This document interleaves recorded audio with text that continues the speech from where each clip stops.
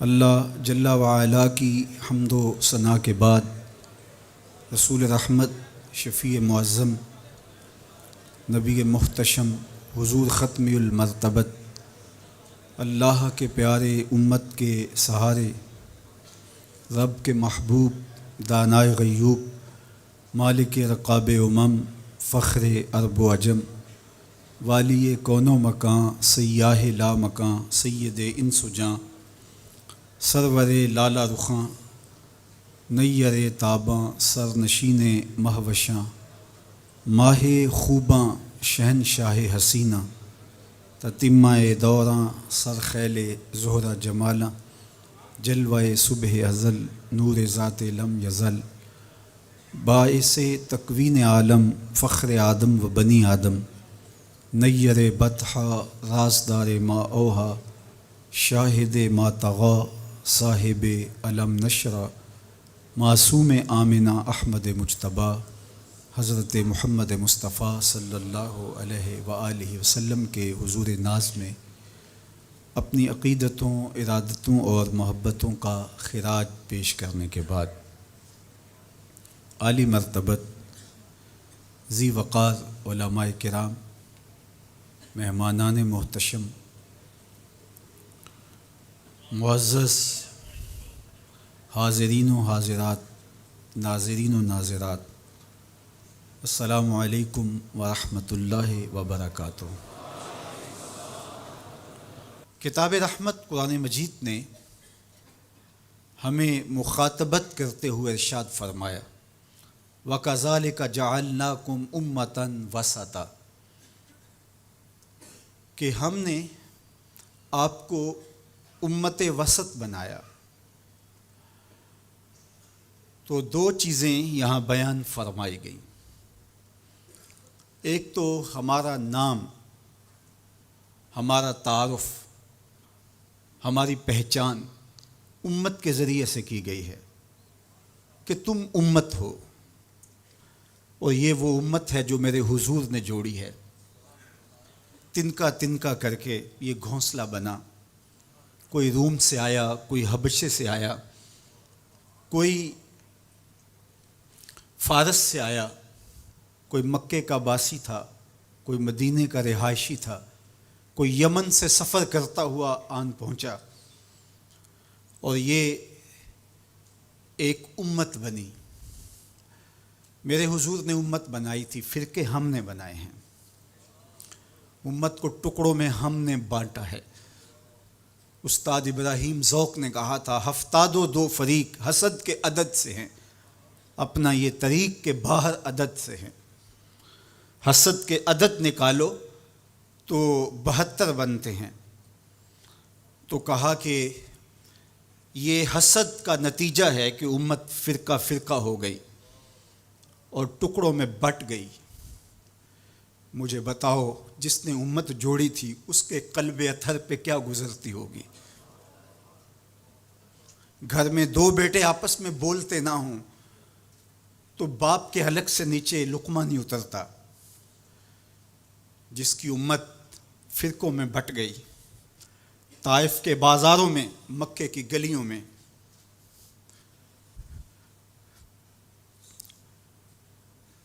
اور کہاں کہاں میرے حضور نے اس امت کے لیے دکھ جھیلے، تکلیفیں سہی،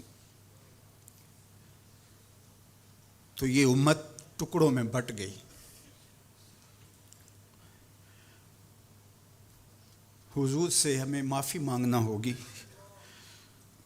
چھوڑ کے آپ کا دامن رحمت، آقا ہم سے بھول ہوئی، کھو دی اپنی قدر و قیمت، آقا ہم سے بھول ہوئی۔ دیکھ ہماری آنکھ مچولی، اپنے سینے اپنی گولی، بھول گئے ہم درس اخوت، آقا ہم سے بھول ہوئی۔ بن گئے سیم و زر کے بندے، تن کے اجلے من کے گندے، لٹ گئی ہم سے فقر کی دولت، آقا ہم سے بھول ہوئی۔ دنیا کے ٹھکرائے ہوئے ہیں، تیرے در پہ آئے ہوئے ہیں، کھول دے اپنا باب رحمت، آقا ہم سے بھول ہوئی۔ ہم سے غلطی ہوئی کہ ہم ٹکڑوں میں بٹ گئے، ہم گروہوں میں بٹ گئے، اور اس کا نتیجہ کیا ہے؟ آج پوری امت زخم زخم ہے، پوری امت لہو لہو ہے۔ کہا تمہاری ہوا اکھڑ جائے گی اگر تم نے حبل اللہ کو چھوڑ دیا، اللہ کی رسی کو چھوڑ دیا، تم نے رسول کے دامن کو ترک کر دیا، تم گروہی تقسیمات پہ یقین رکھنے لگے، تم نے 1.5 اینٹ کی مسجد کھڑی کر لی، تم تقسیم در تقسیم کے عمل سے گزرتے رہے، تم امت سے فرقوں سے جماعتیں، جماعتوں سے لابیاں، اور لڑکتے لڑکتے تم ٹکڑے ٹکڑے ہو گئے، تم کرچی کرچی ہو گئے، تو پھر تمہاری ہوا اکھڑ جائے گی، دنیا میں تمہاری کوئی عزت نہیں رہے گی۔ آج حضور کے قلب اطہر پہ کیا گزرتی ہوگی جب شام کی بچیوں کے منہ پہ تماچے مارے جاتے ہیں، جب بغداد میں حضور کی امت خانمہ برباد نظر آتی ہے، جب برما میں آری لے کر کے اعضاء کاٹ دیے جاتے ہیں، جب دشت لیلہ سے لے کے کندھار تک اور غزہ سے لے کے کشمیر تک لاشیں ہی لاشیں بکھری ہوئی نظر آتی ہیں، بستی بستی،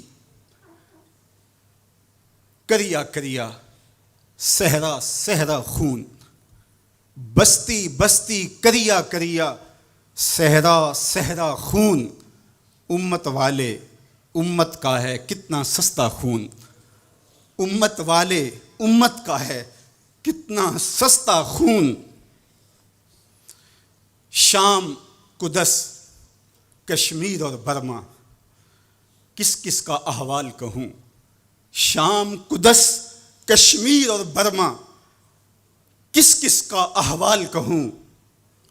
ہر سو زخمی، ہر سو لاشیں، ہر سو بہتا خون، امت والے امت کا ہے کتنا سستا خون، امت والے امت کا ہے کتنا سستا خون۔ آج امت لہو لہو ہے، اس پوری کائنات میں 1 انچ بھی جگہ ایسی نہیں ہے جہاں آتش و آہن برستا ہو اور وہ کفار کی سرزمین ہو۔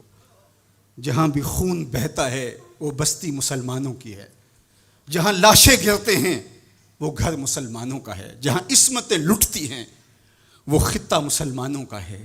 یہ ہمارے گناہوں کی سزا ہے جو ہم کاٹنے پہ مجبور ہیں، اور جب تک ہم امت نہیں بنتے تب تک رسوائیاں ہمارا مقدر ہوں گی اور ذلت ہمارا مقسوم ہے جب تک ہم ان کے دامن سے نہیں جڑ جاتے۔ قوت عشق سے جب دہر میں اجالا نہیں ہوتا تو پستیوں کو بلندیوں سے بدلنے کا کرینہ آپ نہیں سیکھ سکتے۔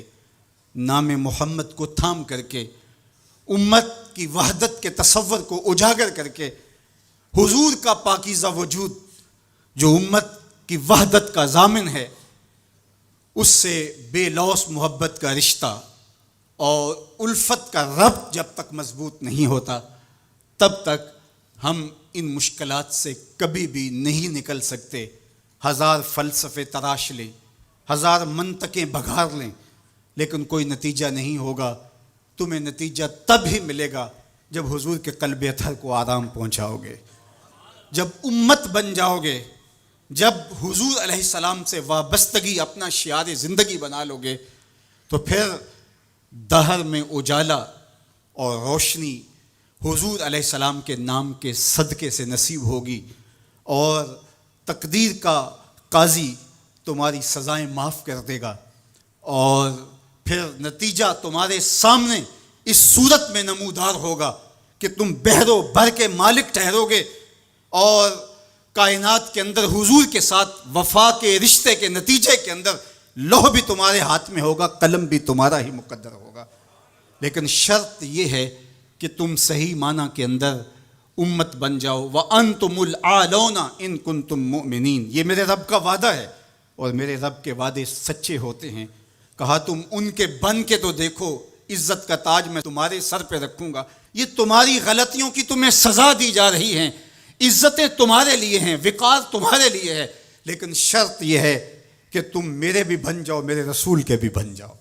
تو پھر عزتیں تمہارا مقدر ہوں گی اور شانیں تمہیں عطا کی جائیں گی، تمہیں عزتوں کی مسندوں پہ بٹھایا جائے گا۔ شکوے کی زبان کھلی تو لہجہ تلخ ہوا، اور اقبال بولا کہ صفائے دہر سے باطل کو مٹایا ہم نے، نوع انسانی کو غلامی سے چھڑایا ہم نے، تیرے کعبے کو جبینوں سے بسایا ہم نے، تیرے قرآن کو سینوں سے لگایا ہم نے، پھر بھی ہم سے گلہ ہے کہ وفادار نہیں، ہم وفادار نہیں، تو بھی تو دلدار نہیں۔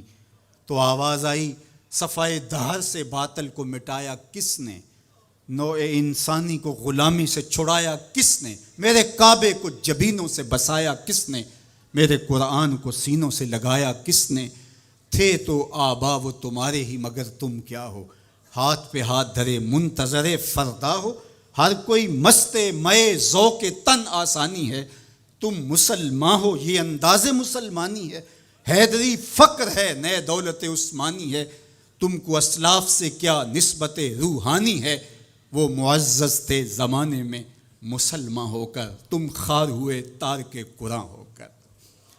جب تم میرے تھے تو خالد بن ولید کے پاس زہر کی شیشی لے کے پادری آتا ہے، تو حضرت خالد بن ولید پکڑ کے خود اس کو پی جاتے ہیں، اور وہ منتظر ہوتا ہے کہ تھوڑی دیر کے بعد یہ گریں گے اور موت واقع ہوگی، لیکن معمولی پسینے کے بعد حضرت خالد بن ولید کھڑے ہو کے کہتے ہیں میرے رب نے موت نہ لکھی ہو تو موت نہیں آ سکتی، آؤ رب کا ڈر سینے میں پال لو، زمانہ تم سے ڈرنا سیکھ لے گا، ان کے ہو جاؤ زمانہ تمہارا ہو جائے گا، ان سے وابستگی اختیار کرو پھر زمانہ تمہاری نوکری کرے گا۔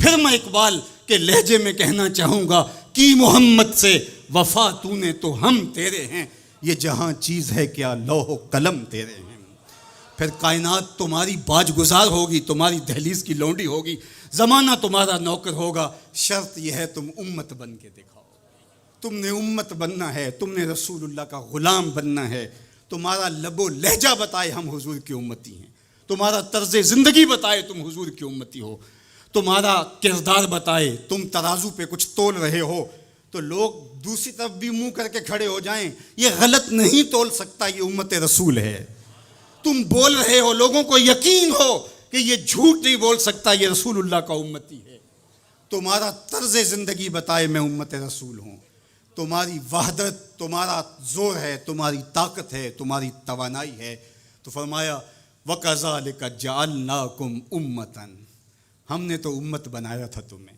تم ٹکڑے ٹکڑے ہوئے، تم نے اپنے آپ کو بانٹ لیا، تم ایک دوسرے کا گریبان نوچنے لگے، تم ایک دوسرے کے جبے پھاڑنے لگے، تم ایک دوسرے کے لیے نفرتوں کے بیج بونے لگے، تمہاری زبانیں انگارے اگلنے لگیں، تم چنگاریاں نکالنے لگے، تم ممبر و محراب کے تقدس کو پامال کرنے لگے، تم خواہشات کے غلام بن گئے، تم آرزوؤں کے نوکر بن گئے، تم اپنے نفس کی غلامی میں آ گئے، تم تو غلام تھے آمنہ کے لال کے، تم نے کب سے نفس کی غلامی اختیار کر لی، تم کب سے خواہش کے نوکر بن گئے، تم کب سے نفس کے بندے بن گئے، پھر تمہیں ذلیل نہ کیا جاتا تو اور تمہارا علاج کیا ہے؟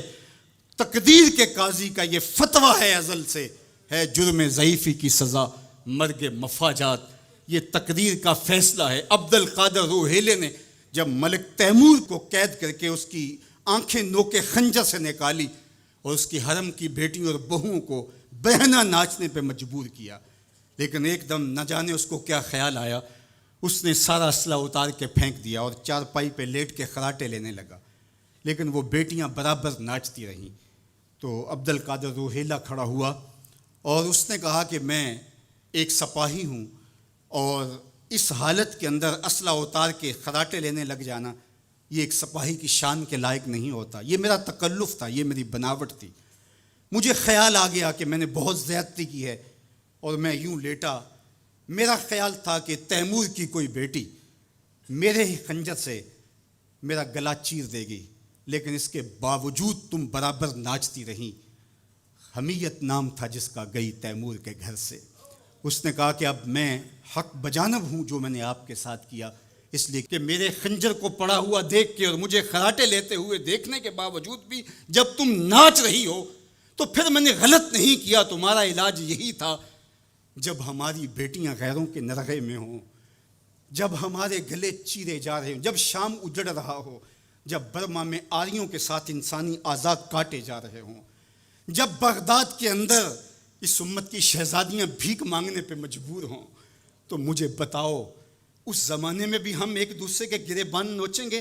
تو پھر جو ہمارے ساتھ ہو رہا ہے یہ ہماری سزا تھی، ہمیں امت بنایا گیا تھا، ہم نفس کے غلام بن گئے، ہم خواہشات کے نوکر بن گئے۔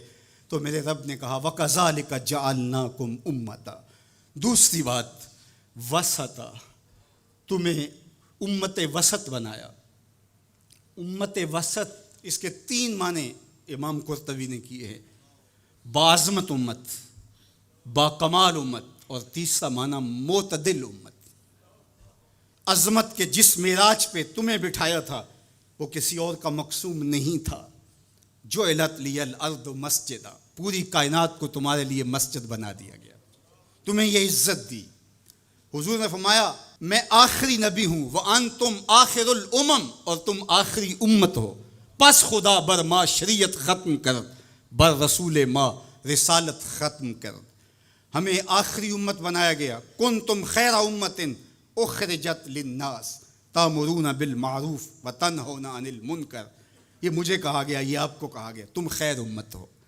ذرا گریبان میں جھانک کر کے دیکھیں، مجھے کہا گیا میں خیر ہوں، آپ کو کہا گیا خیر ہوں، یار یہ نسبت میرے حضور کی ہے۔ تو تم خیر سے جڑے ہو، تم بھی خیر بن گئے ہو، تم خیر امت ہو، تمہیں عزتوں کی مسند دی گئی، جو معراج، جو مقام، جو مرتبہ، جو رفعت تمہیں دیا گیا وہ کسی اور کا مقصوم نہیں ہے، تم خیر امت قرار پائے۔ اللہ اکبر۔ تو کہا اس سے مراد باعظمت امت ہے۔ دوسرا معنی باکمال امت، جو عزت، جو شرف، جو مرتبہ، جو مقام تمہیں دیا گیا، جو کمال، عروج اور بانکپن تمہارا مقصوم ہے، وہ کسی اور امت کا مقصوم نہیں ہے۔ حضور نے ارشاد فرمایا ایک بندہ صبح سے لے کر کے ظہر تک مزدوری کرتا ہے، اس کو ایک قیراط دیا جاتا ہے۔ ایک ظہر سے لے کر عصر تک مزدوری کرتا ہے، اس کا وقت تھوڑا ہے لیکن مزدوری اس کو بھی ایک قیراط دی جاتی ہے۔ اور تیسرا شخص عصر سے لے کر مغرب تک مزدوری کرتا ہے، دونوں سے کم تھوڑا وقت لگاتا ہے لیکن اس کو 2 قیراط دیے جاتے ہیں۔ فرمایا پہلی مثال یہود کی ہے، دوسری مثال نصارہ کی، اور تیسری مثال میری امت کی ہے۔ تھوڑے عمل پر زیادہ اجر رکھا گیا، من جاء بالحسنۃ فلہ عشر امثالھا، ایک نیکی کرو گے 10 کا ثواب ملے گا۔ یہ اس امت کو اعزاز دیا گیا، یہ امت کو تکریم دی گئی۔ ایک بچہ حفظ قرآن کرتا ہے اور اپنے خاندان کے لوگوں کی شفاعت کرتا چلا جاتا ہے۔ بڑھاپے میں اترتا ہے ایک شخص، عمر کی کثرت کی وجہ سے وہ خاندان کی شفاعت کا اہل ہو جاتا ہے۔ کیا کیا شرف نہیں دیے گئے، کیا کیا مقام نہیں دیا گیا۔ اس امت کو عزتوں کی مسند پہ بٹھا دیا گیا۔ قیامت کے دن اعضائے وضو سے چمکتی ہوئی یہ امت سامنے آئے گی، دور سے پہچانے جائیں گے یہ محمد عربی کے غلام ہیں، چونکہ ان کے اعضاء چمک رہیں گے، روشنی نکل رہی ہوگی ان کے وجود سے۔ تیسرا معنی امت وسط کا معتدل امت، اعتدال کی راہوں پہ چلنے والی، نہ یہود کی طرح اور نہ نصارہ کی طرح افراط و تفریط کا شکار نہیں ہوں گے، بلکہ یہ اعتدال کی راہوں پہ گامزن ہوں گے، عقائد میں، اعمال میں، رویوں میں، طرز زندگی میں، انداز معاشرت میں، گفتگو میں، کلام میں، ہر لحاظ سے یہ اعتدال کی راہوں کے مسافر ہوں گے۔ جب یہ امت اعتدال کی راہوں سے نکلی اور ان میں غلوف پیدا ہوا یا ان کے اندر تفریط پیدا ہوئی تو نتیجہ یہ ہوا امت اپنے وقار کو کھو بیٹھی۔ یہود نے شان الوہیت اور شان رسالت کے اندر تنقیص کر دی اور انبیاء علیہم السلام کی دشمنی مول لی اور کتنے نبیوں کو ناحق قتل کیا۔ بنی اسرائیل نے 70 نبی شہید کیے ہیں۔ آج اگر راہ خدا میں ہمیں کوئی تکلیف پہنچتی ہے تو میں اور آپ ہوتے کون ہیں؟ اس راستے کے اندر تو نبی شہید کیے گئے۔ امام رازی نے تفسیر کبیر میں لکھا ہے کہ مکے سے طائف تک 70 ایسے نبیوں کی قبریں ہیں جن کی وفات صرف بھوک کی وجہ سے ہوئی ہے۔ یہ دین یوں ہی ہمارے تک نہیں پہنچا، یہ قدریں ہمارے تک یوں ہی نہیں پہنچی، ہمارے اسلاف کی قربانیوں کا نتیجہ ہے۔ اور دوسری جانب نصارہ نے انبیاء کے باب میں ایسا غلو کیا اور توحید کے عقیدے کو بھی بگاڑ کے رکھ دیا، حضرت عیسیٰ کو خدا کا بیٹا قرار دے دیا۔ تقانیم ثلاثہ میں مبتلا ہو کر کے 3 وجودوں کو انہوں نے معبود قرار دیا اور 3 وجودوں کے مجموعے کو الہ کہا۔ افراط اور تفریط کی راہوں پہ گامزن ہونے والے گمراہیوں کا شکار ہوئے، لیکن مجھے میرے دین نے، میرے اسلام نے جو عقیدہ دیا وہ صراط مستقیم کا عقیدہ دیا۔ اور ہر روز ہر نمازی ہر نماز کی ہر رکعت میں اصالتاً یا وقالتاً یہ کہتا ہے اہدنا الصراط المستقیم۔ یہ اتنی ضرورت ہے ہماری کہ اللہ سے مستقیم راہ مانگے، کہ چونکہ دونوں جانب لڑکنے کے اندیشے لمحہ لمحہ موجود ہیں، پھر اس کو اجالنے کے لیے آگے کہہ دیا کہ غیر المغضوب علیہم ولا الضالین، یعنی نہ تو گمراہوں کا راستہ اور نہ جن پر تیرا غضب ہوا ان کا راستہ، نہ افراط نہ تفریط کی راہ۔ مالک مجھے مستقیم راہوں کا مسافر رکھنا، سیدھی راہ پہ گامزن رکھنا، چونکہ سیدھی راہ پہ گامزن ہونا ہی ہدایت کی علامت ہے۔ جب ترازو کے دونوں پلڑے برابر رہتے ہیں تو اس کو عدل کہتے ہیں، اسی سے اعتدال نکلا ہے۔ کوئی پلڑا جھکا نہیں تو عدل کا نظم خراب نہیں ہوا۔ تم لمحہ لمحہ عدل کی راہوں پہ گامزن رہو گے، اپنا محاسبہ کرتے رہو گے، اپنے عقائد کا محاسبہ کرتے رہو گے، تمہارے عقائد میں خرابی نہیں آنی چاہیے۔ تمہارے 3 بنیادی عقیدے ہیں، عقیدہ توحید، عقیدہ رسالت اور عقیدہ آخرت۔ ان عقیدوں میں کبھی بھی بگاڑ نہ آنے دینا۔ اللہ جل شانہ کی جو شانیں ہیں، اللہ کی جو عظمت ہے، وہ تمہارے رگ و ریشہ میں ہر وقت اس کا رعب اور اس کی خشیت موجود رہنی چاہیے۔ انبیاء علیہ السلام کی عظمتوں کے باوجود کہیں ایسا نہ ہو کہ تمہارے عقیدوں کے اندر خرابی آئے اور تم کہیں غلو کا شکار ہو جاؤ، جس طرح کہ نصارہ نے کیا۔ اللہ کی شانیں، اللہ کی عظمتیں وراء الورا ہیں۔ اور پھر دوسری بات، کہیں ایسا نہ ہو کہ توحید کے نشے میں تم انبیاء کی تکثیر کرنے لگ جاؤ اور نبی کی شان تمہارے لیے تکلیف کا سبب بننے لگ جائیں۔ شاید اس سے توحید میں کوئی فرق آتا ہے۔ میاں توحید میں فرق نبی کی عظمت سے کیسے آئے گا؟ اس لیے کہ نبی کو عظمت دینے والا تو میرا رب ہی ہے۔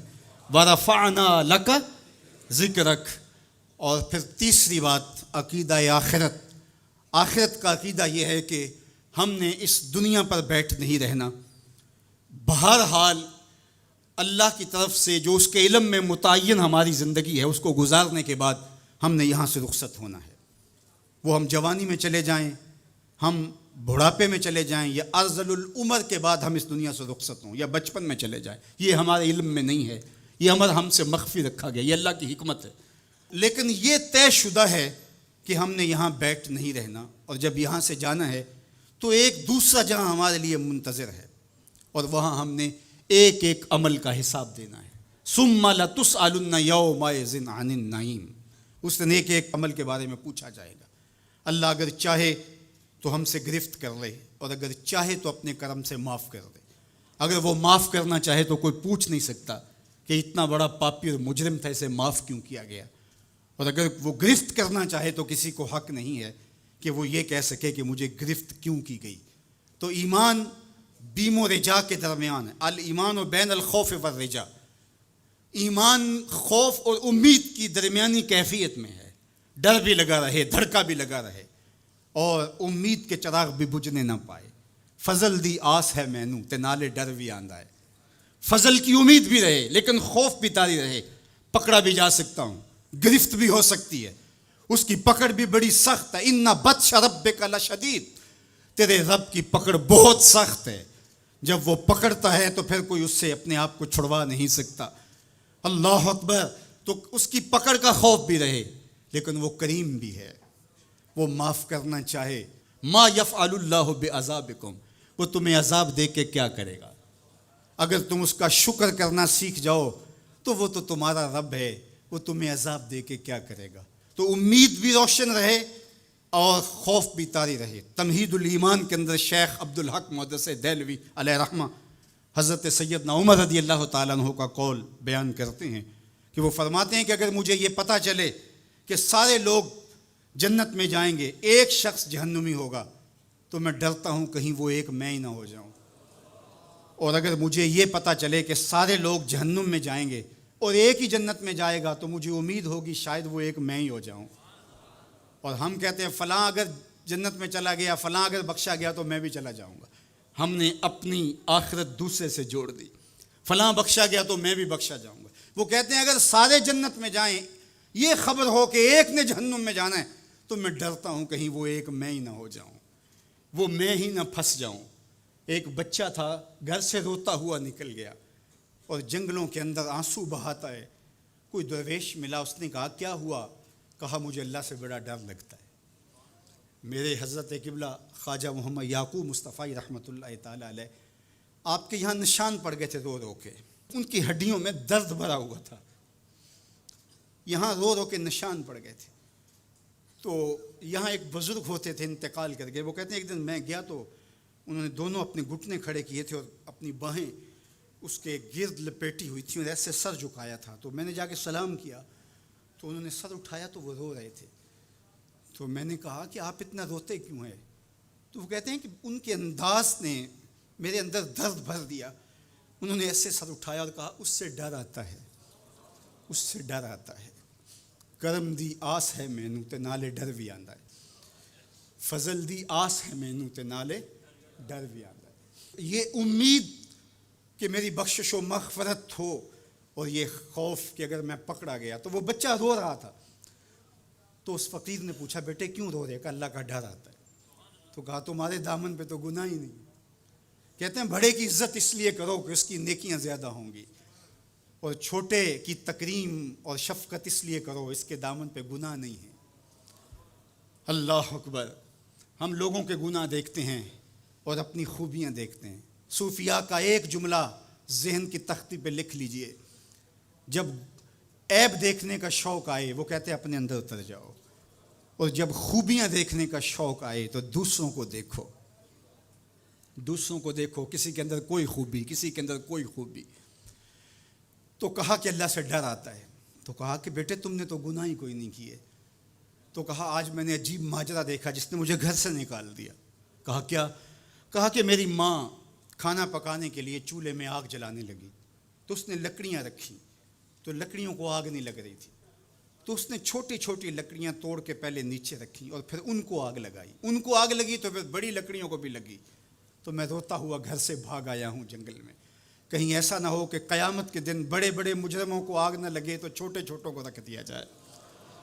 تو جب خوف سرایت کرتا ہے تو یہاں عمر نہیں دیکھی جاتی، اور بڈھا پاپی سب سے بدترین شخص وہ ہے جو بڑھاپے کے باوجود بھی بدکاری نہیں چھوڑتا۔ کہتے ہیں جب کوئی بندہ 40 سال کا ہوتا ہے پھر اس کا عذر باقی نہیں رہتا، 40 سال تک اس کا عذر باقی رہتا ہے، لیکن جب 40 سال کا ہو جائے، اب سن کہولت میں آ گیا، اب اگر وہ گناہ کرتا ہے تو کوئی عذر نہیں ہے۔ ہڈیاں کمبن گوڈے کھڑکن تے اڑ گیا لک تیرا، اجے بھی بدیوں باز نہ آئیوں جیو مرد دلیرا، یا ایھا الانسان ما غرک بربک الکریم۔ میرا رب پکار پکار کے کہہ رہا ہے او بھاگنے والے انسان، آجا پلٹ کے، تیرا رب بڑا ہی کریم ہے۔ میں یہ بات 100 بار کہی، میرے سننے والے مجھ سے 1000 بار سن چکے، لیکن لفظوں کی چاشنی اور امید کی ایسی جگمگاتی کرنیں روشن ہوتی ہیں کہ دل میں چراغاں ہو جاتا ہے، اور جب میں یہ بول رہا ہوتا ہوں تو میرے اندر پھل جھڑیاں پھوٹ رہی ہوتی ہیں، اور اللہ کے تشکر کے اندر درد کی کیفیت بھی پیدا ہو رہی ہوتی ہے کہ وہ رحمت بھرے لہجے میں پکار کے کہہ رہے سرکش کو، متمرد کو، باغی کو، جو اس کی دہلیز چھوڑ کے بھاگ گیا، او بھاگنے والے آجا پلٹ کے، تیرا رب بڑا ہی کریم ہے۔ کوئی ایسے بھی آواز دیتا ہے، کوئی ایسے بھی مجرم کو پکارتا ہے۔ یہاں رک کے میں ایک اور جملہ بھی کہنا چاہتا ہوں۔ اعتدال میں حقوق اللہ اور حقوق العباد کی جو لوگوں نے تقسیم کی اور اس کا اپنا معنی متعین کیا، وہ ایک مشہور تو ہے لیکن حقیقتاً وہ معنی متعین نہیں ہے۔ اللہ کے حق فائق ہیں مخلوق کے حق سے۔ عمومی طور پہ کہا جاتا ہے یار حقوق اللہ کی خیر ہے، بس حقوق العباد کا خیال رکھو۔ یہ عمومی بات کہی جاتی ہے. تو یہ بات اچھی طرح ذہن نشین کر رہے ہیں.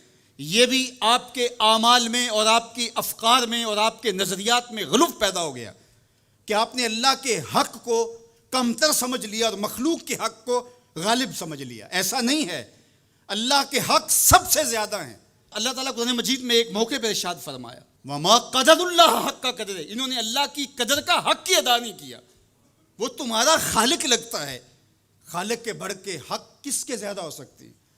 تو جو مختلف روایات کے اندر حقوق العباد کی طرف توجہ دلائے گی تو اس کا مطلب یہ ہے، مفہوم یہ ہے کہ اللہ تو کریم ہے، وہ معاف کر دے گا، بندہ تو معاف نہیں کرے گا. بالخصوص قیامت کے دن جب پھنس گیا اور اس کی اپنی بدعمالیاں بھی اس کے پاس ہوئیں اور کسی نے اس کا حق غصب کیا ہوا ہوگا تو پھر کیا ہوگا؟ اب وہ تو خود پھنسا ہوا ہے تو وہ کبھی نہیں چھوڑے گا.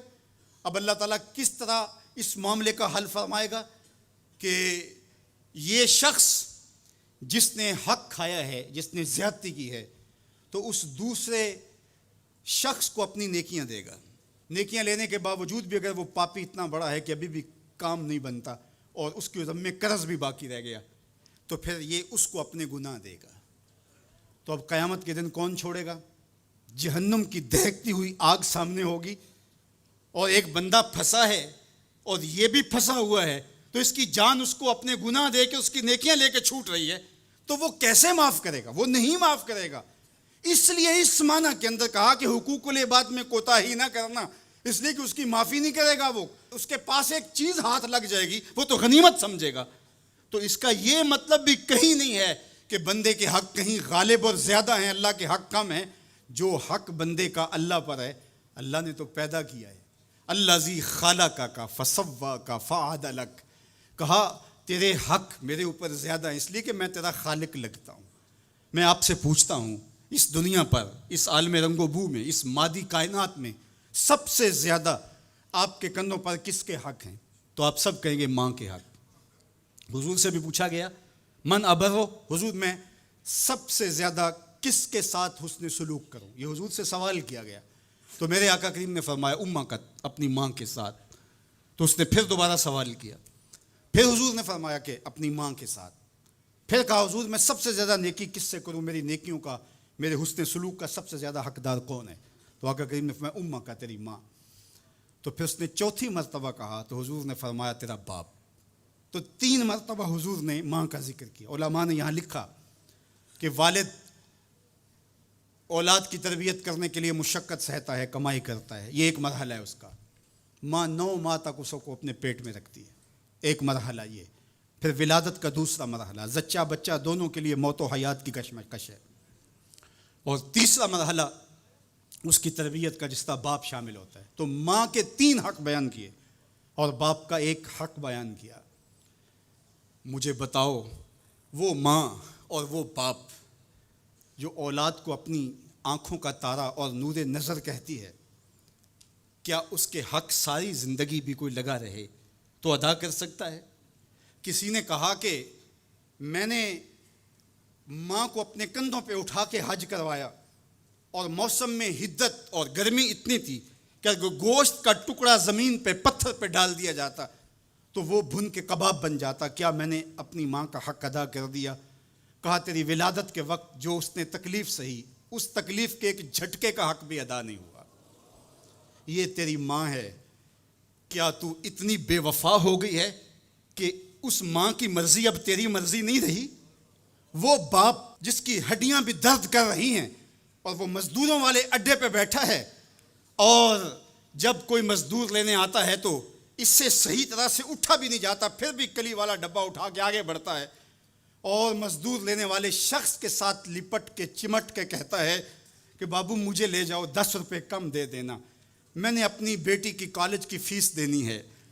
وہ باپ جس کی ہڈیاں دکھ رہی ہیں اور جا کے دیوار پر کلی کر رہا ہے، اس کی کمائی سے کالج میں پڑھنے والی بیٹی کو ایک خاتون ایک سجے ہوئے دفتر میں بٹھاتی ہے اور کہتے تو پدر شاہی نظام کے خلاف بغاوت کر، تیرا جسم تو تیری مرضی ہونی چاہیے، باپ ہوتا کون ہے؟ وہ بیٹی اس کے منہ پہ تھپڑ مارے، وہ کلی کر کے میرا پیٹ پالتا رہا اور میری فیسیں ادا کرتا رہا، میں تو اپنے بدن اور اپنی زندگی کی ایک ایک سانس بھی اپنے باپ کے نام کر دوں، حق پھر بھی ادا نہیں ہو سکتا ہے.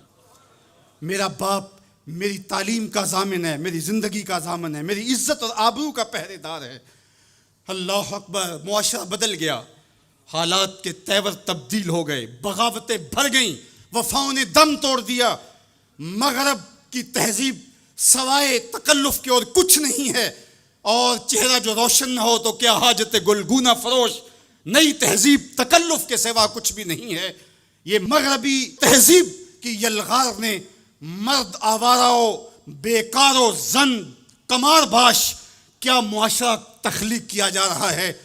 میرے حضور کے غلاموں، آؤ ہم نے دین حضور سے لینا ہے، اور یہ سارے چونچلے اور یہ ساری مغربی وظیفہ خور تنظیمیں یہ دم توڑ کے رہ جائیں گی۔ اس کائنات کے اندر اور اس وطن کے اندر جھنڈا لہرائے گا تو محمد عربی کے نظام کا ہی لہرائے گا انشاءاللہ۔ ہم حضور کے دین کو کھڑا کرنے کے لیے اور حضور کے نظم کو غالب کرنے کے لیے اپنی زندگی کے ایک ایک سانس کو حضور کے نام وقف کریں گے۔ میری زندگی کا مقصد تیرے دین کی سرفرازی، میں اسی لیے مسلمان، میں اسی لیے نمازی، میری زندگی کا ایک ایک لمحہ حضور کے دین کے لیے، حضور کے نام کے لیے۔ تو حقوق والدین کے جو ہے وہ بہت سارے ہیں، کہا تو اس کے ایک درد کے جھٹکے کا جواب بھی نہیں دے سکا۔ ماں اولاد سے جو محبت کرتی ہے اور جو ماں کے حق ہیں وہ اتنے زیادہ ہیں کہ کسی پیمانے میں اس کو تولا نہ جا سکے۔ میں کہا کرتا ہوں سمندر کی پاتال تک تو کوئی پہنچ گیا ہوگا، لیکن ماں کے پیار کا کنارہ آج تک کسی نے نہیں پایا۔ یہ سڑکوں کے کناروں پر بڑے بڑے ہیوی ترازو نصب کر دی گئے ہیں، پورا کنٹینر تول لیا جاتا ہے، لیکن آج تک ایسا ترازو میں نے نہیں دیکھا جس پر ماں کے پیار کو بھی تولا جا سکے۔ ماں جب بولتی ہے تو اس کے لہجے میں جبریل بولتا ہے، ماں جب مسکراتی ہے تو لگتا ہے جنت کی ساری کلیاں کھل اٹھی ہیں۔ اللہ نے ماں کے سینے میں وہ درد، وہ درک، وہ محبت، وہ چاہت، وہ پیار کا جہاں آباد کر دیا کہ سید خورشید گیلانی نے کہا تھا کہ اونچے ہوٹلوں میں کھانا کھانے میں وہ سرور کہاں جو چولہے پر بیٹھ کے ماں کے ہاتھوں سے پکی ہوئی چپاتیاں کھانے میں ملتا ہے۔ اور کہا اونچے اونچے اسٹیجوں پہ حضرت صاحب، عالی جناب، مفتی صاحب، قبلہ عالم، کیا کیا لفظ سننے کو ملتے ہیں، لیکن ان لفظوں میں وہ چاشنی کیا جو ماں کی زبان سے اوئے مٹھو اور اوئے ببلو کے اندر رکھی گئی ہے۔ ماں کے سینے میں تڑپتی ہوئی ممتا اور محبتوں کا جہاں، اس کی کوئی مثال ہی نہیں ہے۔ ماں کو اتنا پیار کیوں ہے اور ساری زندگی ماں کے حق ادا کرتا رہے پھر بھی حق ادا نہ ہو، کیوں؟ اس لیے کہ ماں نے جنم دیا ہے۔ یہی جواب ہے نا آپ کا کہ ماں اتنا پیار اس لیے کرتے، اس کے حق کتنے ہیں کہ میرے حضور نے کہا پھر ماں، پھر ماں، پھر ماں۔ اتنے حق کیوں ہیں؟ اس لیے کہ اس نے جنم دیا ہے۔ میرے جملے کو بار بار آپ نے سنا ہوگا، پھر سن لیجئے، جس نے جنم دیا ہے اس کو اتنا پیار ہے اور اس کے اتنے حق ہیں، تو جس نے خلق کیا ہے اس کو کتنا پیار ہوگا اور اس کے کتنے حق ہوں گے۔ تو اللہ کے حق غالب ہیں۔ تو یہ جو حقوق العباد کی تلقین کی جاتی ہے تو اس کا مفہوم یہ ہے کہ اس کی معافی نہیں ہوگی۔ انسان ہے، نہیں معاف کرے گا، وہ کریم ہے، معاف کر دے گا۔ تو اس کا یہ مطلب کبھی بھی نہیں نکلتا کہ جو ہے وہ اللہ کے حق کوئی کمزور ہے اور مخلوق کے حق غالب ہیں۔ ہمارے اوپر سب سے بڑا حق ہمارے اللہ کا ہے، پھر رسول اللہ کے حق ہیں، پھر اس کے بعد ہماری ماں کے، ہمارے باپ کے، ہمارے مرشدوں کے، ہمارے استاد۔ ہم احسان فراموش لوگ نہیں ہیں، ہم جس کا بھی حق ہو اس کو پورا کرتے ہیں۔ مولا کائنات سیدنا علی المرتضیٰ فرماتے ہیں جس نے مجھے ایک حرف بھی پڑھایا اس نے مجھے اپنا غلام بنا لیا۔ ہم تھوڑی سی عزت ملنے پر آنکھیں سر پہ نہیں رکھ لینے والے لوگ، ہم احسان فراموش نہیں ہیں کہ کبھی باپ کو پدر شاہی نظام کے ساتھ مسترد کریں، کبھی ماں کے چہرے پہ لات مار دیں کہ تم کون ہوتی ہو میری زندگی میں مداخلت کرنے والی۔ ہم تو رشتہ بھی کرنا ہوتا ہے تو بوڑھی دادی امی سے بھی پوچھتے ہیں، جب تک وہ ہاں نہیں کرتی تو گھر کے اندر ماحول ہی نہیں بنتا ہے۔ ہمارا دین، ہمارا کلچر، ہماری تہذیب، ہمارا تمدن ہمیں یہ سکھاتا ہے لیس منا من لم یرحم صغیرنا ولم یوقر کبیرنا، جو چھوٹوں کے ساتھ شفقت سے پیش نہیں آتا اور بڑوں کے ساتھ جو ہے وہ توقیر سے پیش نہیں آتا۔ میرے حضور نے فرمایا میرے ساتھ اس کا کوئی تعلق، کوئی ربط، کوئی رشتہ نہیں ہے۔ تو ہمارا دین تو ہمیں یہی سکھاتا ہے۔ تو بیم اور رجا کے درمیان ہمیں یہ سکھایا گیا۔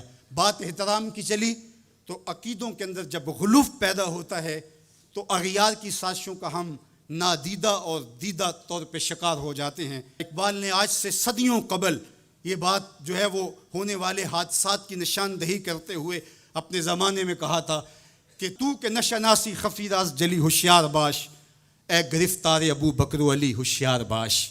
کہا تو نہیں جانتا کہ تیرے ساتھ کیا کھیل کھیلا جا رہا ہے. ابو بکر اور علی کو آپس میں مقابل کھڑا کرنے والے ہوشیار ہو جا. یہ غیار کی سازش ہے. یہ دونوں کرنیں سینہ محمد عربی کی ہیں. ابو بکر بھی حضور کے ہیں، علی بھی حضور کے ہیں، عثمان بھی حضور کے ہیں، اصحاب بھی رسول کے ہیں، اہل بیت بھی حضور کے ہیں. ہم ان کی چوکھٹ کے فقیر بھی ہیں اور ان کے در کے بھی غلام ہیں. ہم تو غلام ابن غلام ہیں. ہمیں تو ان کی وساطت سے دین ملا ہے. ہم ایک کا نام لے کر کے دوسرے کی نفی نہیں کر سکتے. اللہ کے محبوب علیہ الصلوۃ والسلام نے حضرت سیدنا علی المرتضیٰ کو دیکھا اور فرمایا، مسند امام احمد بن حنبل نے اس کو روایت کیا، نہج البلاغہ میں موجود ہے. سیدنا علی المرتضیٰ فرماتے ہیں حضور نے میرے بارے فرمایا، یہلک فی رجلان محب مفرط و مبغض. علی تیرے معاملے میں آ کے دو لوگ برباد ہوں گے. تیرا معاملہ حضرت عیسیٰ والا معاملہ ہے. ایک نے حضرت عیسیٰ سے بغض رکھا اور ان کی ماں پہ تہمت لگا دی، اور ایک نے حضرت عیسیٰ سے اتنی محبت کی انہیں ابن اللہ کہہ دیا. دونوں گمراہ ہو گئے. فرمایا تیرا معاملہ بھی حضرت عیسیٰ کا ہے. یہلک فی رجلان، حضرت علی خود فرماتے ہیں میرے معاملے میں دو لوگ برباد ہوں گے، محب مفرط و مبغض. ایک محبت کر کے برباد ہوگا، ایک بغض رکھ کے برباد ہوگا. امتن وسطہ، درمیانی امت ہو تم نے ترازو کے دونوں پلڑے پورے کر کے عدل کے تقاضوں کو پورا کرنا ہے. ایسا نہ ہو کہ علی کی محبت آنکھوں پہ پنٹی باندھ دے، تمہیں ابو بکر بھی نظر نہ آئے، تمہیں غارے سور کی بلندیوں پر اپنے کندھوں پہ حضور کو اٹھا کے لے جانے والا صدیق بھی دکھائی نہ دے، اور تمہیں جو ہے وہ دشمن کے آگے سینہ تان کے کھڑے ہونے والا فاروق بھی دکھائی نہ دے، اپنا سارا مال حضور کی راہوں میں خرچ کر دینے والا تمہیں عثمان نظر ہی نہ آئے، تم یوں اندھے ہو جاؤ. اور ایسا بھی نہ ہو جانا کہ علی کا نام لیا جائے تمہاری طبیعت میں بے چینی آ جائے، تمہارے چہرے کا رنگ بدلنے لگے، تم علی کا نام گوارا نہ کرو. جس علی کا ذکر بھی عبادت ہے، تمہیں ٹھنڈ کیوں نہیں پڑتی ہے، تمہیں تسکین کیوں نہیں ہوتی ہے؟ تو کہا نہ ادھر لڑکنا نہ ادھر لڑکنا، نہ تم گمراہیوں کا شکار. وَكَذَلِكَ جَعَلْنَاكُمْ أُمَّةً وَسَطًا، تم امت وسط بن کے رہنا، تم ترازو کے دونوں پلڑے برابر رکھنا. اور میں آپ کو امت وسط کے حوالے سے ایک ضروری بات وہ بھی بتانا چاہتا ہوں، اور وہ یہ کہ میرا اسلام، میرا دین امن کا دین ہے. قیام امن دین کے مقاصد میں شامل ہے. لیکن دوسری جانب اگر دشمن کی سرکوبی کے بغیر راستے نہ نکلتے ہوں تو اسلام کہتا ہے گھوڑے تیار رکھو. اسلام کہتا ہے تمہاری تیغ براں اس کے سر کو کاٹتی ہوئی آگے بڑھ جائے، تم ان کے جوڑ جوڑ پہ مارو.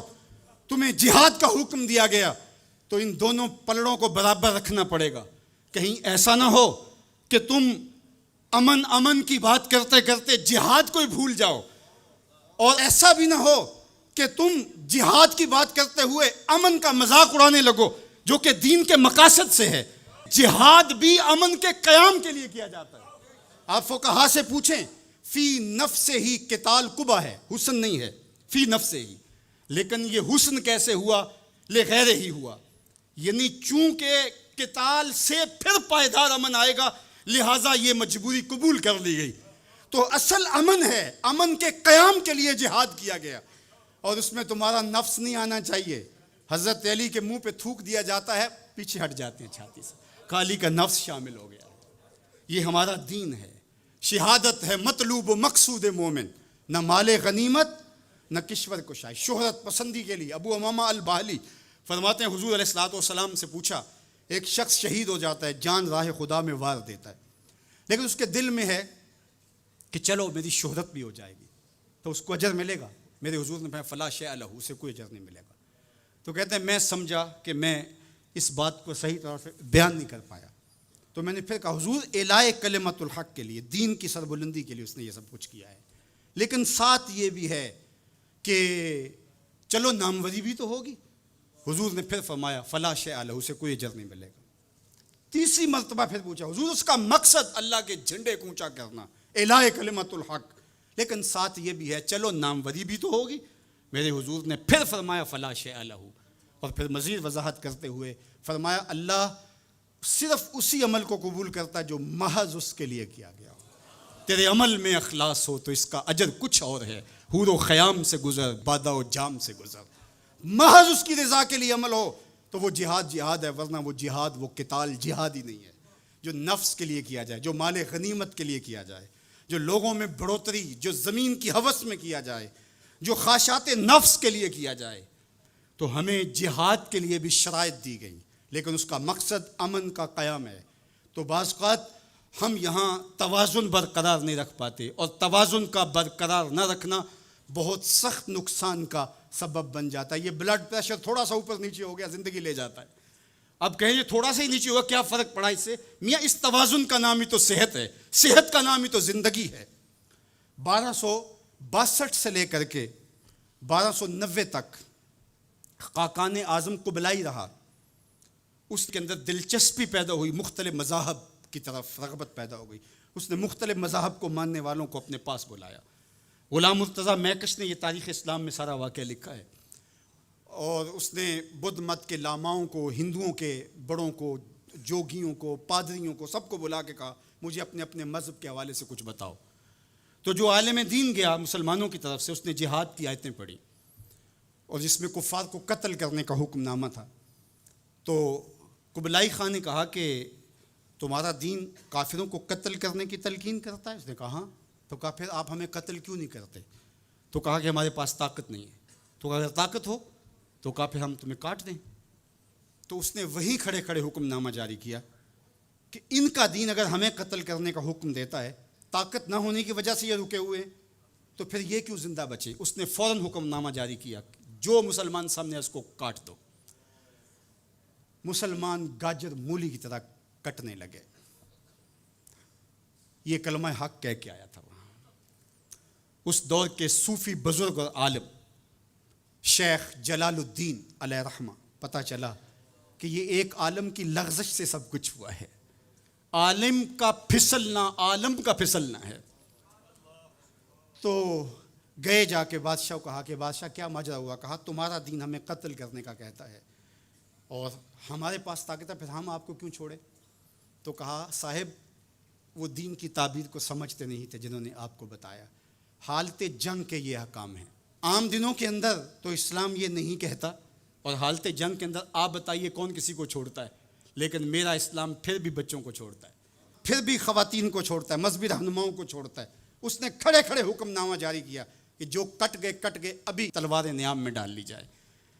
تو صاحب جب تک عدل نہیں ہوگا، جب تک آپ یکسر علم را دامن عقل باید، ایک سیر علم کے لیے 10 من عقل چاہیے، اگر آپ ترازو کے دونوں پلڑے برابر نہیں رکھ سکتے تو تمہیں تولنے کے لیے بٹھایا کس نے؟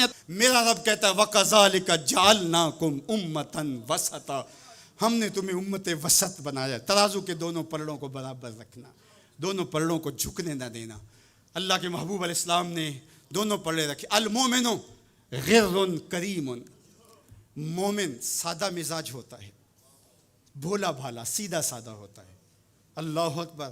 اب مومن کا سیدھا سادہ ہونا یہ کہیں ایسا ہی نہ ہو کہ لوگ اس کو دعوے لگاتے رہیں۔ کہا فطرتاً تو ایسا ہی ہوتا ہے، اس کی طبع ہے کہ وہ اعتبار کر لیتا ہے، لیکن دوسرے مقام پہ کہا بیلنس بھی کر لو۔ میرے حضور نے ارشاد فرمایا لا یلدغ المؤمن من جوہر واحد مرتين، مومن ایک ہی بل سے 2 مرتبہ ڈنگ نہیں کھاتا۔ اگرچہ وہ چالاک نہیں ہے لیکن زیرک ضرور ہے، اگرچہ وہ مکار نہیں ہے لیکن بصیرت کا نور اللہ نے اس کے سینے میں رکھا ہے۔ کہا اس کی فراست قلبی سے ڈرو، وہ اللہ کے دیے ہوئے نور سے دیکھتا ہے۔ اس کو اللہ نے چراغاں دی ہے، اللہ نے اس کو روشنی عطا کی ہے۔ عمومی طور پہ کہا جاتا ہے یہ دنیا والے ہیں، یہ دین والے ہیں، اور یہ 2 تقسیمات کر دی جاتی۔ یہ تقسیمات ہمارا دین ہمیں نہیں سکھاتا ہے۔ دونوں پلڑے برابر رکھو، دنیا بھی اور دین بھی۔ اصل دنیا کیا ہے؟ ملا رومی بولے چیز دنیا از خدا غافل بدن، دنیا ہے کیا؟ خدا سے غافل ہونے کا نام دنیا ہے۔ وہ آپ چاہے ممبر پہ بیٹھ کے غافل ہیں یا دکان پہ بیٹھ کے غافل ہیں، وہ آپ دنیا داری کر رہے ہیں۔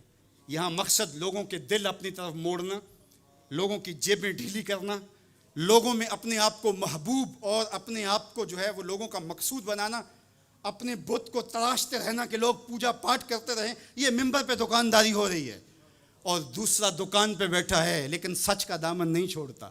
میرے حضور نے فرمایا سچا تاجر قیامت کے دن پیغمبروں کے ساتھ اٹھایا جائے گا۔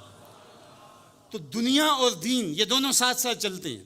تو تو دین اور دنیا دو الگ الگ خانے نہیں ہیں. اسلام ترک دنیا سے روکتا ہے لیکن غرق دنیا سے بھی بچنے کی تلقین کرتا ہے.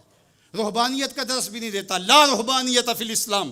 اسلام میں رہبانیت نام کی کوئی چیز نہیں ہے کہ تم گھر بار چھوڑ دو, تم بستی چھوڑ دو, تم کوہ غار کی زندگی اختیار کرو. اسلام کا یہ مزاج نہیں ہے. ابھی بات ہو رہی تھی, حضور نے مواخات قائم کیے مدینہ المنورہ میں, 2 مرتبہ قائم کیے. ایک دفعہ حضور نے مکے میں قائم کیے تھوڑے صحابہ کے درمیان. اور مواخات مدینہ یہ کائنات کا ایک انوکھا باب ہے, اور یہ ایک الگ مضمون اور عنوان ہے کہ دو افراد کو, ایک انصار لیا اور ایک مہاجر لیا, اور حضور نے ان کے درمیان مواخات قائم کر دی. تو حضرت ابو درداء اور حضرت سلمان فارسی کے درمیان حضور نے مواخات قائم کی. تو جن کے ساتھ بھائی چارہ تھا وہ پھر حال پوچھنے جاتے تھے کہ میرے بھائی کو پریشانی تو نہیں ہے. تو حضرت سلمان فارسی گئے حضرت ابو درداء کے گھر, تو دیکھا کہ حضرت ابو درداء کی بیوی وہ عام سے کپڑوں میں تھی. تو انہوں نے کہا کہ میری بہن یہ کیا ماجرا, میلے کچیلے واجبی سے کپڑے. تو کہا کہ تمہارے بھائی کو دنیا کے ساتھ کوئی رغبت نہیں ہے, عورت آراستہ ہو. حضور نے فرمایا کہ عورت کی خوبیاں بیان کی کہ بہترین عورت وہ ہے جب اس کا شوہر دیکھے اس کو تو اسے خوش کر دے, وہ اس کا لباس اور طرز زندگی ایسا ہو کہ مرد کے لیے مسرت, خوشی اور سرشاری کا ذریعہ ہو, تاکہ اس کی نظر یکسو رہے اور اس کے خیالات پراگندہ نہ ہوں, اس کی سوچوں میں آوارگی نہ آنے پائے. تو کہا کہ تمہارے بھائی کو رغبت ہی نہیں ہے دنیا کے ساتھ, اس لیے مجھے اس کی کوئی ضرورت نہیں ہوتی. خیر حضرت ابو درداء آئے تو کھانا لائے. تو حضرت سلمان فارسی نے کہا کہ آپ بھی کھائیے. کہا میں روزے سے ہوں. کہا کہ میں تو نہیں کھاؤں گا جب تک آپ نہیں کھائیں گے. تو نفلی روزہ مہمان کے لیے توڑا جا سکتا ہے. تو انہوں نے روزہ افطار کر لیا, ساتھ بیٹھ کے کھانا کھایا. رات پڑی, سونے لگے. تو حضرت ابو درداء مصلی بچھا لیا. حضرت سلمان فارسی نے کہا کہ جناب آپ کو میرے ساتھ سونا پڑے گا. اللہ اکبر. یار وہ صوفی حضور کی تربیت کے پالے ہوئے تھے. آج تو پھر فتویٰ متوجہ ہو جاتا نا کہ اس نے مجھے نماز سے روکا ہے, یہ دارا اسلام سے خارج ہے. تو آپ نے کہا ٹھیک ہے, مہمان ہو, مہمان نوازی کا یہ بھی ایک ڈش ہے نا, چلو میں سو جاتا ہوں. سحری ہوئی تو سلمان فارسی اٹھے اور ان کو اٹھایا, بیدار کیا. تہجد پڑھی دونوں نے. اور پھر حضرت سلمان فارسی نے کہا کہ تمہارا میں نے عمل دیکھا, تمہاری بیوی کے کپڑے میلے کچیلے تھے, تم نے روزہ رکھا ہوا تھا اور رات تم قیام کرتے ہو. تو کہا کہ تمہارے نفس کا بھی تمہارے اوپر حق ہے, تمہارے اہل خانہ کا بھی تمہارے اوپر حق ہے, تمہارے رب کا بھی تمہارے اوپر حق ہے, اور تمہارے مہمان کا بھی تمہارے اوپر حق ہے, اور ہر ذی حق کا حق تمہیں ادا کرنا ہوگا. اور یہ بات چھڑی اور پھر دونوں چلتے ہوئے حضور کے پاس آ گئے. خوشا وہ وقت کے فیض عام تھا ان کا, خوشا وہ وقت کے بطحا مقام تھا ان کا. کیسے وہ لمحے تھے. آج تو کوئی مسئلہ ہو تو کوئی ملتا ہی نہیں ہے, درد ہو تو سنائیں کس کو, زخم ہو تو دکھائیں کس کو, کہانی ہو تو کہیں کس سے, دکھڑے ہوں کس کی دہلیز پہ رکھیں, کس کے کندھے پہ سر رکھ کے روئیں, کوئی رہا ہی نہیں ہے. تو وہ اٹھے اور حضور کے پاس آئے, اور حضرت سلمان نے اپنی کہانی سنائی اور ابو درداء نے اپنی بات کہی. تو میرے حضور نے کیا کہا سنو. میرے حضور علیہ الصلوۃ والسلام نے ارشاد فرمایا, صدق سلمان, کہا میرے سلمان نے سچ کہا ہے. تو ہمارا دین ہمیں یہ کہتا ہے کہ تمہاری زندگیاں خوبصورت ہو, رب کا حق بھی ادا کرو. اور حضور نے ایک شخص کو دیکھا وہ سخت کمزور ہے.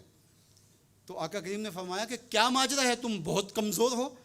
اس نے کہا کہ بہت ساری مصیبتیں ہیں جو میرا رخ کر رہی ہیں. تو میرے حضور نے کہا کہ تو نے اللہ سے کوئی دعا تو نہیں مانگی تھی. اللہ اکبر. یہ دل و قلب و نگاہ کے مرشد اولین ہیں. حضور تو سینوں کے چھپے راز بھی جانتے. کہا کہ تو نے کوئی دعا تو نہیں کی تھی رب سے. کہا جی حضور میں نے اللہ سے دعا کی تھی. کیا دعا مانگی. کہا میں نے اللہ سے کہا مالک جو بھی تکلیفیں ہیں مصیبتیں ہیں وہ آخرت کے حصے کی بھی دنیا پہ بھیج دے تاکہ یہیں فارغ ہو کے جاؤں, آخرت میری صاف ہو جائے. تو بڑے دکھڑے ہیں, بڑے غم ہیں, بڑی اذیتیں ہیں, بڑی بیماریاں ہیں جس نے مجھے کمزور کر دیا. تو بظاہر بڑی اچھی بھلی بات تھی کہ سارے دکھڑے دنیا پہ لے لی, آخرت صاف کر لی. لیکن میرے حضور نے کیا ارشاد فرمایا. فرمایا تم نے یہ کیوں کہا کہ آخرت کے دکھ بھی دنیا پہ مل جائیں, تم نے یہ کیوں نہیں کہا ربنا آتنا فی الدنیا حسنۃ وفی الآخرۃ حسنہ, اللہ دنیا میں بہتریاں دے دے, آخرت میں بھی بہتریاں. وَكَذَلِكَ جَعَلْنَاكُمْ أُمَّةً وسطا، جب تک ترازو پورا نہیں رکھو گے، جب تک دونوں پلڑے برابر نہیں ہوں گے، تم آگے کبھی نہیں بڑھ سکو گے۔ یار میں تو سفر پہ نکلتا ہوں تو میرا ساربان گاڑی روک کے کہتا ہے میں نے ہوا چیک کروانی ہے، کسی ٹائر میں ہوا کم نہ ہو۔ مجھے تو لگتا نہیں، وہ کہتا ہے مجھے پتہ ہے گاڑی ڈول رہی ہے۔ یار ایک ٹائر میں ہوا کم ہو تو سفر نہیں ہو سکتا، تو کہیں ٹائر پھولا ہو اور کہیں چپکا ہوا ہو تو تم سمجھتے ہو مدینے پہنچ جائیں گے، مدینے نہیں پہنچ سکتے، تم تو کہیں نہیں پہنچ سکتے۔ وَكَذَلِكَ جَعَلْنَاكُمْ أُمَّةً وَسَطًا، دونوں ترازو کے پلڑے برابر رکھو، دونوں ٹائروں کے اندر ہوا پوری رکھو، پھر تمہاری گاڑی فراٹے بھرتے ہوئے مکے بھی پہنچے گی، مدینے بھی پہنچے گی۔ اس لیے کہا کہ تم نے امت وسط بننا ہے، اپنے دامن کو کبھی بھی دائیں بائیں جھکنے نہیں دینا، افراط و تفریط کا شکار نہیں ہونے دینا۔ طاعت اور خدمت خلق کے مابین بھی عمومی طور پہ ہمارے معاشرے کے اندر ایک غلط فہمی پائی جاتی ہے۔ کچھ لوگ کہتے ہیں جی بس میں تو اللہ کی مخلوق کی خدمت کرتا ہوں، مجھے کیا، میں تو حج بھی نہیں کیا، اس کے پیسے بھی غریبوں کو دے دیے ہیں۔ وہ تبلیغ کرتے ہیں لوگ کہ جناب قربانی کے پیسے بھی اگر غریبوں میں دے دیے جائے تو یہ زیادہ اچھا ہے، ان کی مدد ہو جائے۔ تو وہ اس خدمت خلق میں اتنا غلو کر جاتے ہیں کہ وہ اسلام کے شعار کا مذاق اڑانے لگ جاتے ہیں، اور جو عبادت والے ہیں انہیں ہمسائے کو دیکھنے کا موقع بھی نہیں ملتا۔ اور آپ جانتے ہیں کہ جب ایک بستی کو برباد کرنے کا حکم دیا گیا تو کہا کہ یہاں تو ایک بستی میں شخص رہتا ہے جس کا سر سجدے سے اٹھتا ہی نہیں۔ کہا میرے بندوں کے اوپر قیامتیں ٹوٹیں اور ان کے اوپر ظلم اور جبر کے پہرے ہوں اور اس کے ماتھے پہ شکن نہیں آتا، اس کے سمیت ہی بستی کو لٹ کے رکھ دو۔ یار عبادت کرتے ہو لیکن ہمسایوں کا خیال بھی رکھو۔ میرے حضور علیہ الصلوۃ والسلام نے لعاب پھینکا نا تو صحابہ نے اپنے ہاتھوں پہ لے کے اپنے منہ پہ مل لیا۔ کائنات کے اندر آپ کو ایسا کوئی محبوب نہیں ملے گا جیسے حضور ہے۔ آپ نے عشق اور محبت کی لوک داستانیں بڑی سنی ہوں گی، لوگوں نے نہریں بھی کھودیں، لوگوں نے محبوبوں کے لیے کیا کچھ نہیں کیا، لیکن آج تک آپ کو ایسا نہیں ملا ہوگا کسی محب نے محبوب کا لعاب بھی چاٹا ہو۔ کائنات میں یہ انوکھا باب ہے۔ تو حضور علیہ الصلوۃ والسلام نے فرمایا کہ تمہیں اس چیز پر کس نے ابھارا کہ میرا لعاب بھی اپنے چہروں پہ مل رہے ہو؟ تو انہوں نے کہا اللہ اور اس کے رسول کی محبت نے۔ تو میرے حضور نے اس کی نفی نہیں کی، لیکن ساتھ ہی فرمایا اگر کوئی چاہتا ہے کہ اللہ اور اس کے رسول سے محبت کرے اور اللہ اور اس کا رسول اس سے محبت کرے تو وہ ہمسایوں کے حقوق کا خیال رکھے۔ یعنی تمہارا یہ پہلو بھی، تم عاشق رسول بھی ہو لیکن ہمسایوں کا بھی تو خیال رکھو۔ تمہارے گھر پہ جھنڈا تو لگا ہے حضور کے میلاد کا، لیکن اگر ہمسایوں کے گھر میں اندھیرا ہے تو یار اپنے گھر میں اس سال اگر چراغاں نہیں کر سکے، غریب ہمسائے کا میٹر کٹ گیا اس کا بل دے دو، آمنہ کا لال زیادہ خوش ہوگا، میلاد والا رسول زیادہ خوش ہوگا۔ اس لیے دونوں پلڑے برابر رکھو، نہ تو عبادات کے زعم میں تم خدمت خلق کو اور ہمسایوں کے حقوق کو، رشتہ داروں کے حقوق کو بھول جاؤ، اور نہ یہ کہ تم خدمت خلق کے نام پہ عبادات کا مذاق اڑانے لگو۔ وَكَذَلِكَ جَعَلْنَاكُمْ أُمَّةً وَسَطًا۔ ادارت المصطفیٰ دونوں بازوؤں کے ساتھ اڑنے کی فکر رکھتا ہے اور امت وسط کے مزاج کو لوگوں میں راسخ کرنا شروع ہوتا ہے۔ ظاہر ہے جب کبھی اس بازو پہ زور پڑے تو کبھی اس بازو پہ زور پڑے تو بازو جھکنے لگتے ہیں، تو میرا اللہ مدد کرتا ہے، نصرت دیتا ہے۔ تو کبھی ہمارے کسی بازو پہ فتویٰ بھی آ کے جو ہے وہ زور ڈالتا ہے، کبھی کسی فتوے کا میزائل لگتا ہے، لیکن ہم تو بلے شاہ کی بولی میں کہتے ہیں بلے آلو کی تینوں کافر کافر آکھن تو آہو آہو آکھ۔ ہمارا کام الجھنا تھوڑا ہے، ہم نے تو آگے بڑھتے ہی چلے جانا ہے، اور ہماری منزل تو مدینہ ہے، ہم نے تو اس کی طرف عازم سفر رہنا ہے۔ ادارت المصطفیٰ ایک فکر کا نام ہے، اور وہ فکر جو مدینے کی ضیاؤں سے پھوٹتی ہے، گنبد خضرا کے جمال کی روشنی ہے، اور وہ مصطفی نہیں ہو سکتا جس کے دونوں بازو میں سے ایک بازو شل ہو۔ حضور کی امت سے جس کو پیار نہیں ہے، حضور کی امت سے جس کو محبت نہیں ہے، حضور کی محبتوں کا کبھی بھی مستحق نہیں ہو سکتا۔ میرے بزرگ فرمایا کرتے تھے جس کے بچوں سے تم پیار کرتے ہو اس کا باپ تم سے پیار کرتا ہے۔ اگر تم چاہو کہ حضور ہم سے پیار کریں تو حضور کی امت سے پیار کرو۔ تو ایک امت بنو، دوسرا امت وسط بنو، تو پھر دیکھنا تمہاری شاہین صفت پرواز اس کو کوئی چھو بھی نہیں سکے گی۔ تم پھر بڑھتے رہو گے اور تمہارا بڑھنا منزل آشنا ہوگا، اور تو رہ نورد شوق ہے منزل نہ کر قبول، لیلا بھی ہم نشیں ہو تو محمل نہ کر قبول۔ تیرا تو مطمع نظر، تیرا تو ہدف ہی کچھ اور ہے، تو دنیا کے لیے نہیں ہے، دنیا تیرے لیے ہے، تو خواہشات کا دیوانہ نہیں ہے، بلکہ خواہشات تیرے پیچھے دوڑیں گی اور زمانہ تیری دہلیز پہ باندیوں کی طرح نوکری کرے گا۔ من کان للہ کان اللہ لہو، تو ان کا ہو کے دیکھ، زمانہ تیرا ہو جائے گا۔